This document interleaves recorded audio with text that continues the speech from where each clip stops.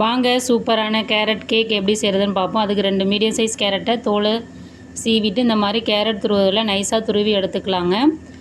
அவனை 180 டிகிரி செல்சியஸில் 10 நிமிஷம் ஃப்ரீ ஹீட் பண்ணிக்கலாம். இப்போ ஒரு பவுல் எடுத்துக்கலாம். ஒரு பவுலில் 3 முட்டை உடச்சி ஆட் பண்ணிக்கலாங்க. அதில் இப்போ பவுடர் பண்ண அரை கப் பவுடர் சுகரை ஆட் பண்ணிக்கலாம்.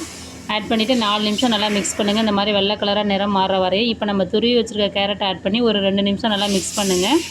இப்போ நம்ம ட்ரை இன்க்ரீடியண்டாக எடுத்துருக்கிற 1 கப் மைதா மாவை இந்த மாதிரி ஜல்லி வச்சு சளிச்சு ஆட் பண்ணுங்கள். 1 டீஸ்பூன் பேக்கிங் பவுடர், அரை டீஸ்பூன் பட்டை தூள் ஆட் பண்ணிவிட்டு அதையும் இப்போ நம்ம மிக்ஸ் பண்ண அந்த கேரட் முட்டை கலவையில் போட்டு நல்லா 2லேருந்து 3 நிமிஷம் நல்லா மிக்ஸ் பண்ணுங்கள்.